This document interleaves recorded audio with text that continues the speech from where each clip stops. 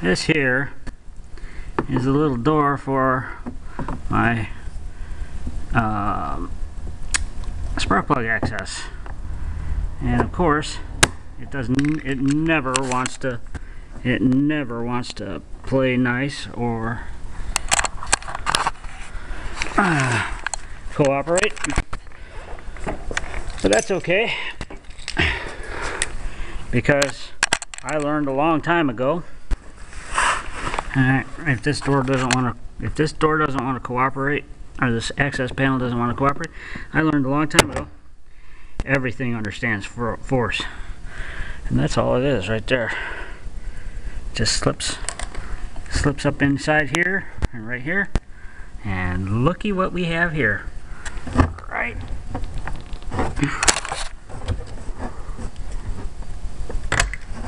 Ouch. Right there.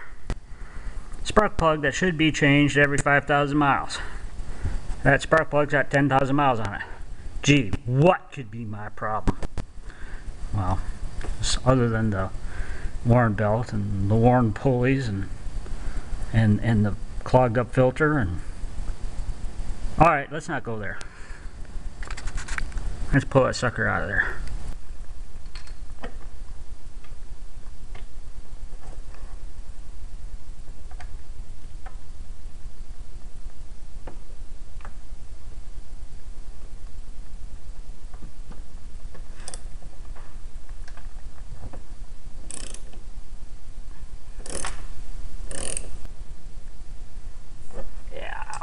I'll use this next time. Now let's see what we got here. Most power problems and mileage problems can be brought down. No, it's not.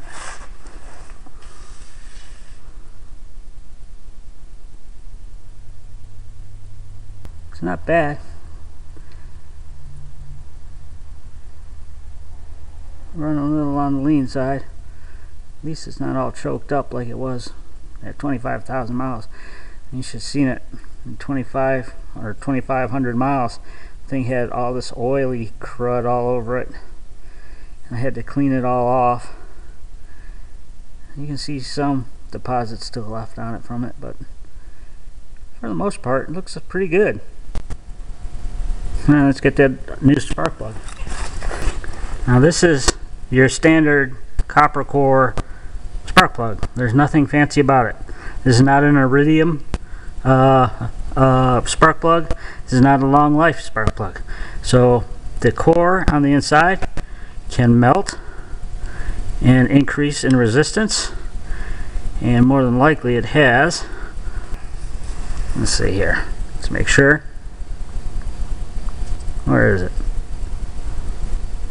CPR 7EA-9. CPR 7EA-9. Okay, not bad. Lasted 10,000 miles. I can't complain. You know, there's nothing worse than getting down the road, finding out you didn't gap your plugs right. And it's such a simple thing to do. You don't, it's right there.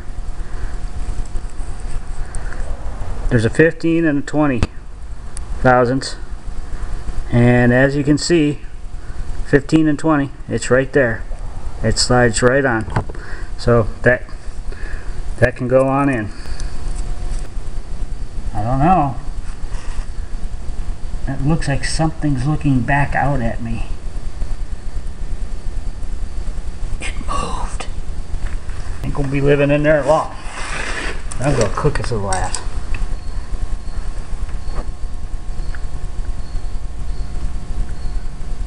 Alright folks, with an aluminum head, if you can get your fingers in there, if you got small fingers like I got, and you can get your grubby little paws up in there to start the plug, alright, do it that way. Let's get the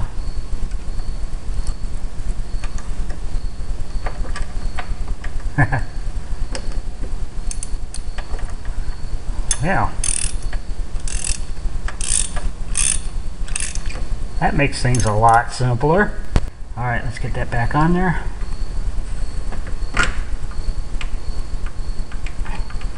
And that's one new spark plug.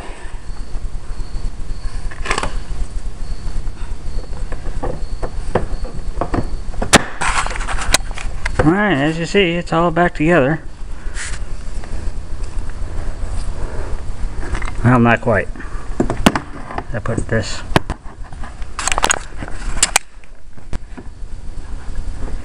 Those little things just kind of push back down in there. They don't like to go in. They don't like to cooperate. They never have on any of my bikes. But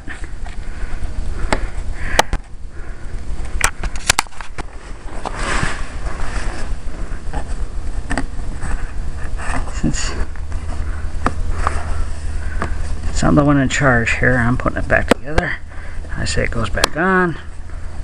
I would love to have the chrome piece that fits on there, but I think that chrome piece is more a rubberized, a chrome piece of rubber, a chromed piece of rubber.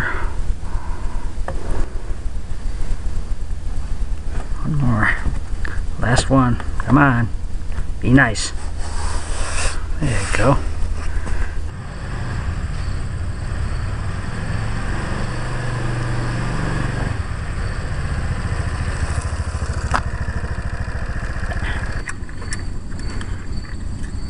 What does the oil look like? Oil doesn't look that bad.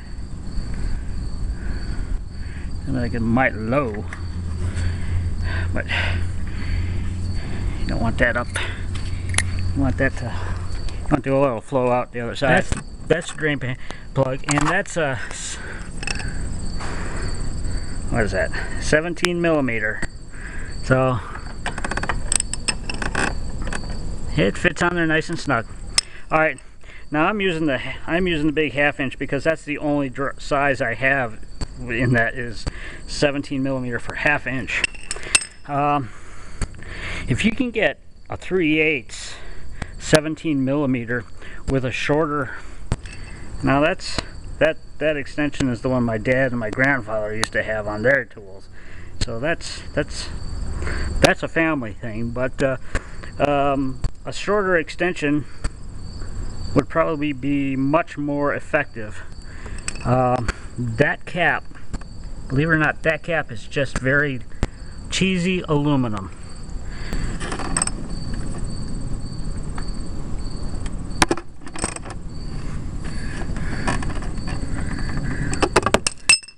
Slide that up under there.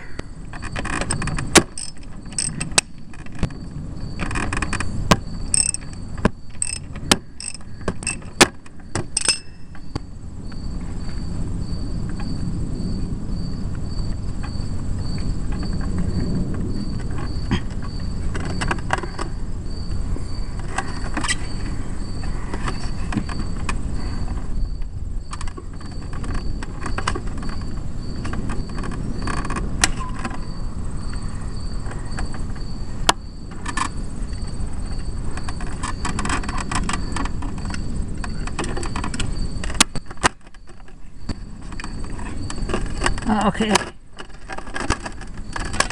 here comes the oil. As you can see, she's draining pretty good. It doesn't have a lot of oil in her, but it does have some. Spring looks good.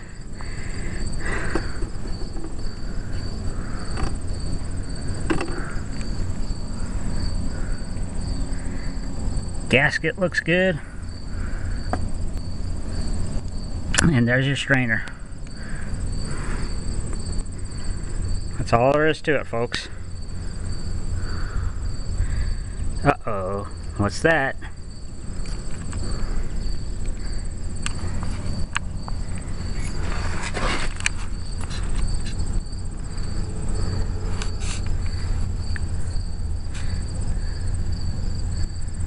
Uh-oh.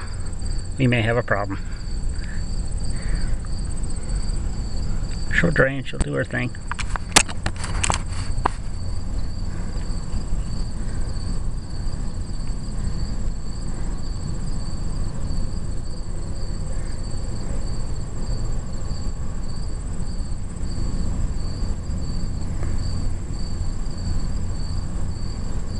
I don't know what that is. Doesn't feel too bad. All right, well, I'm gonna go clean this strainer. I've cleaned the strainer out. Now you can see right through it. No more issues.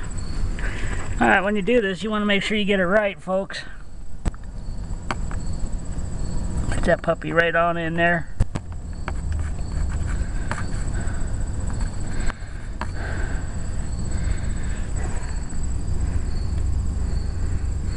That spring right over the top of it.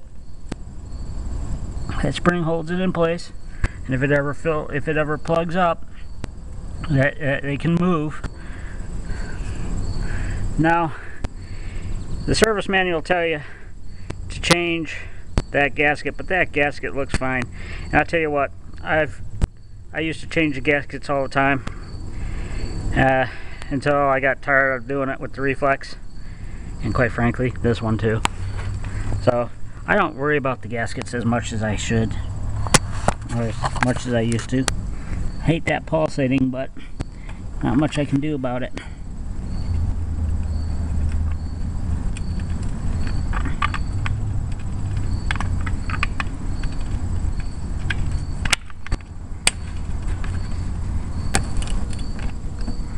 Alright, you want to tighten that thing up.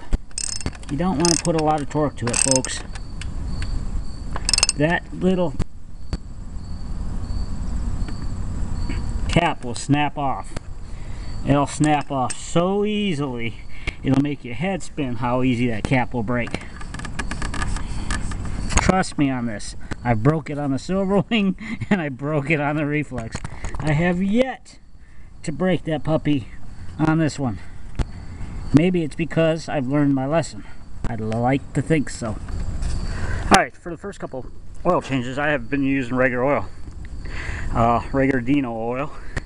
This time I'm using the HP4 High Performance 4-stroke. This is a synthetic Dino blend.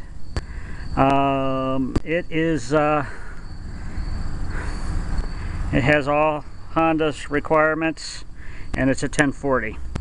I had been using 1030, but I have come to the conclusion that all the additional crap I put my bike through, 1040 would be a better, and I operate my bike in higher temperatures, at least this year I have.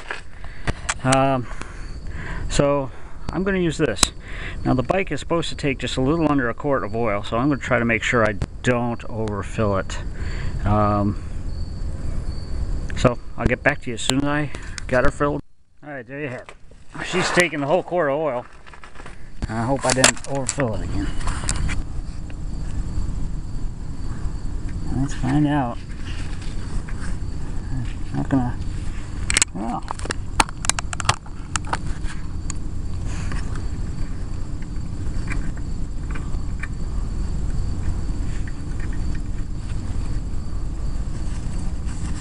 Wait, I'm not supposed to screw that in, am I? I'm just supposed to put that right down there.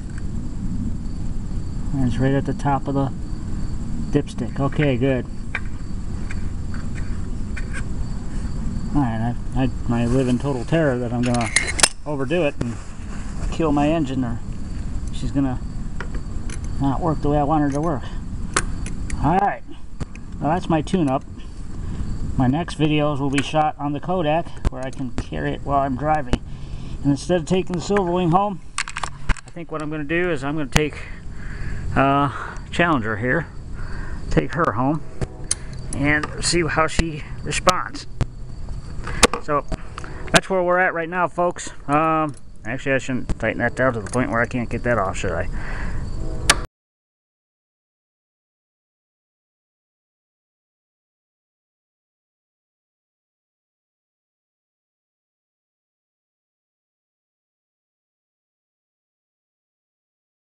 Alright, I'm out here on Stony Creek Road, right where, as you can see right there, speed limit 45 ends, and up ahead is 55. So far I've had the bike up to 50 miles an hour, and it's been behaving fairly well.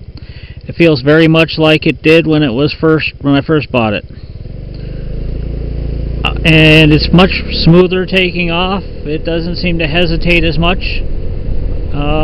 So I'm going to take her up to 55 now and see how she behaves. If she behaves the way I think she's going to behave, she'll probably get past 55 easily. So we'll find out. Got very close to 60 miles an hour. That's better than I had hoped. And I still had some throttle left, so I'm going to see what she will do after this next stop sign.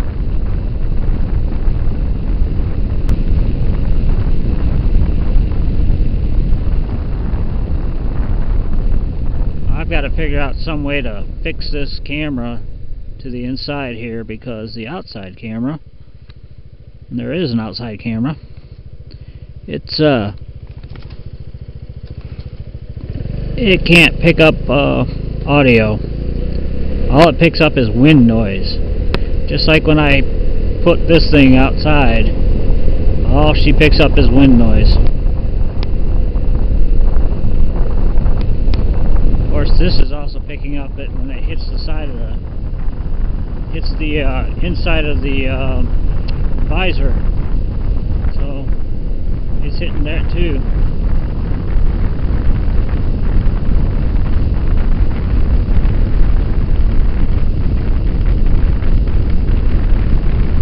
Being very well mannered. She feels very much like she did when she was new. I think that's the belt. The belt looked like it was in good shape, but I didn't have my calipers to measure it.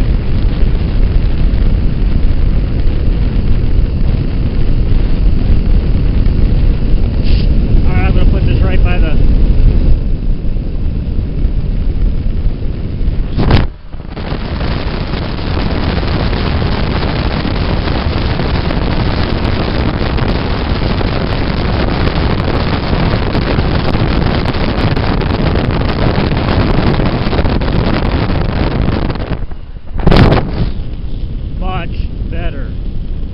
much better.